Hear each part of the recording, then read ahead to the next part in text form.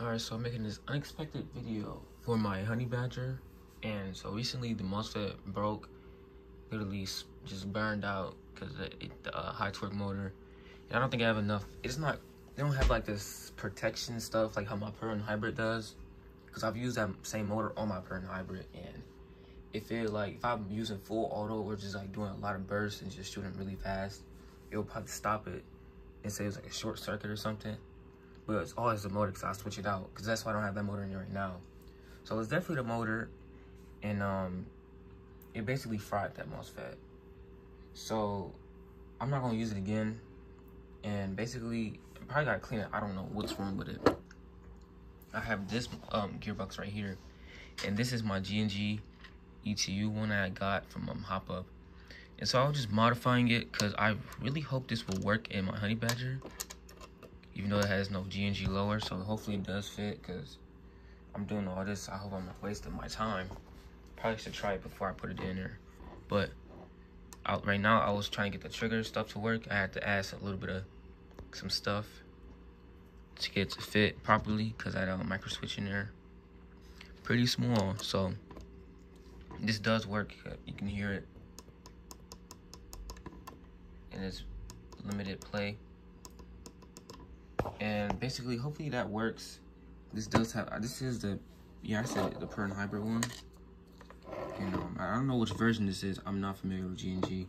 And it has this right here. This is the magazine detection thingy.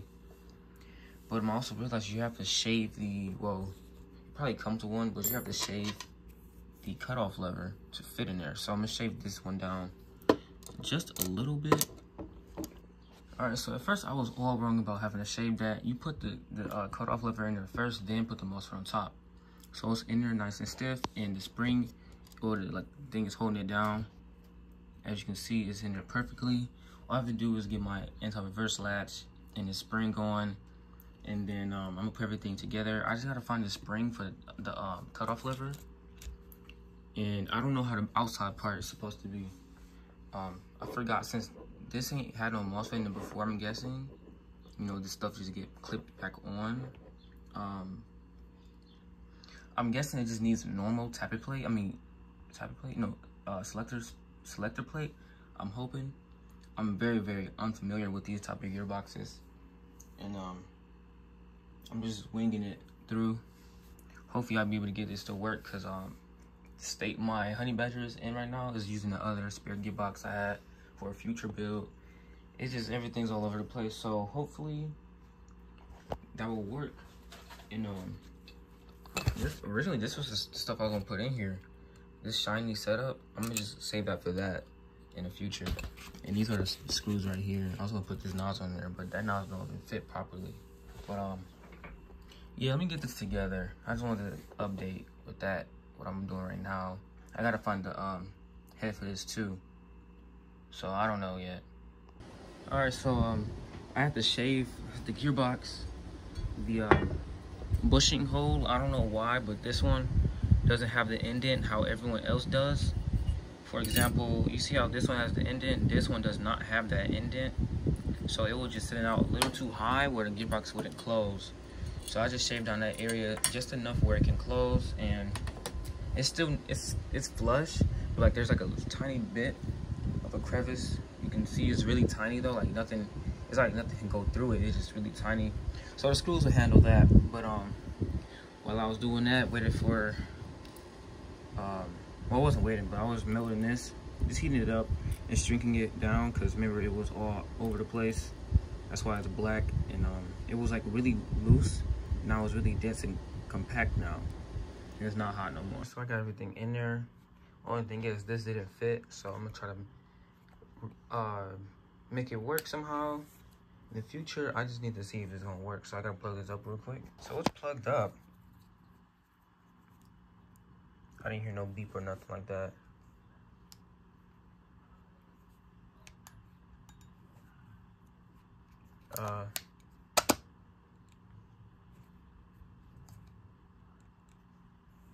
All I heard was the motor move for a second.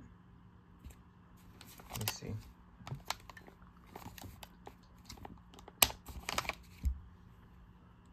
I'm gonna restart it. All right, so when I took the magazine out and trying to plug the battery up, I haven't used these Deans, so it's kind of hard to fit in the battery. But when I plugged it up, you heard that beep. So I don't know if it's gonna work now.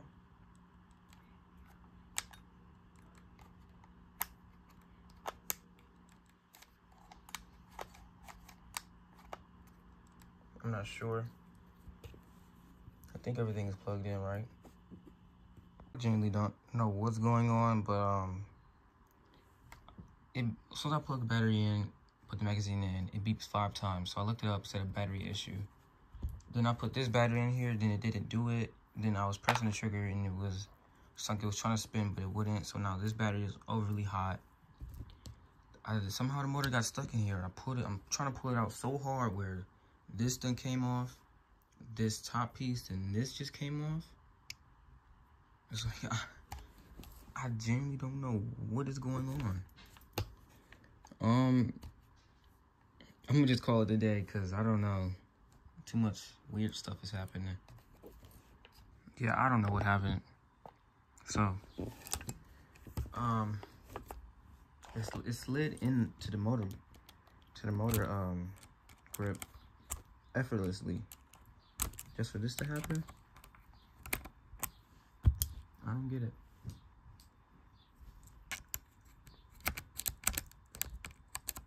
All right, so I got it working. I just don't know how to program it. I'm hoping it's like my other Perron hybrid. And I forgot, I can't really show it right now. I don't have it in a lower receiver, obviously. And so in order for it to work, you have to push this in and do that. I can probably get it. Make sure it's pushed in.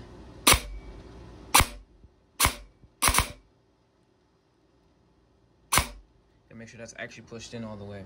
Because if it's not pushed in all the way and verified it, then it won't work necessarily. Which is kind of cool. It's like realistic, and I like that about this. So I'm gonna put it inside my lower receiver and get the gun all together, and then I'll figure out how to, program it. All right, so I was looking some stuff up with this gearbox because I was unfamiliar with it. I was wondering why everything I was looking up with the G2, not the G2, the G&G gearboxes, they didn't have the little sensor thing. I was looking it up, and I realized it said G2 somewhere right here. And I looked, I'm like, oh, so this is exactly one. I did not know this was $168. That is a lot of money for a gearbox. I'm glad I didn't pay this much for that. But yeah, this is crazy. What that comment say? You sell guns that only take this gearbox and don't carry. Then don't carry gearboxes for $600 guns. Yeah, I don't know what they mean by that, but yeah, I just knew something was off when I looked at this gearbox. I'm like, it just looked a lot special. And MOSFET, battery protection, all that. Well, I don't know what MOSFET they talking about because there's no MOSFET being plugged up on here. Yeah, the thing is nothing there. But I'm pretty sure it has a blue MOSFET inside. And while I'm at it, while I still got it open, I'm gonna switch the tappet plate to a plastic one because I do have a plastic one. I mean, this one without the clip because off camera I was able to get full auto, like 4-round burst or something. But I had to push it so far, and this one was shaved down from my T238. So I'm finna change that real quick before I put it back together. All right, so it turns out I'm gonna have to take this apart again. I gotta figure out why this doesn't work, like the programming, because it's supposed to be like that, I'm guessing. But that motor sounds bad. I gotta switch it out for another one. That's like 4 or 5 round burst. But you can tell it's picking up when it's full auto and when it's not.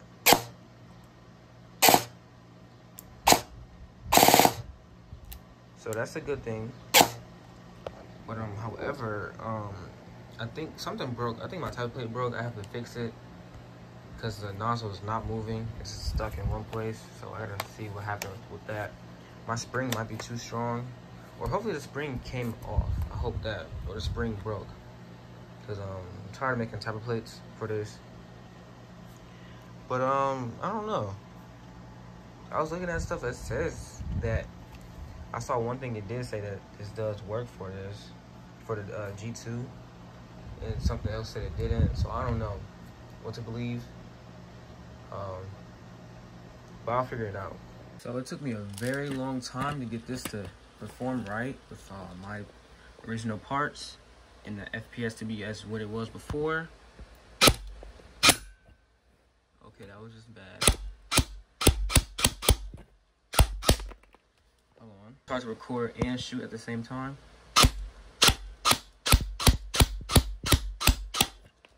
Alright, so I didn't realize I wasn't recording, but basically I think it showed the FPS. If it didn't, I'm gonna just show it real quick. This is the FPS I'm getting right now.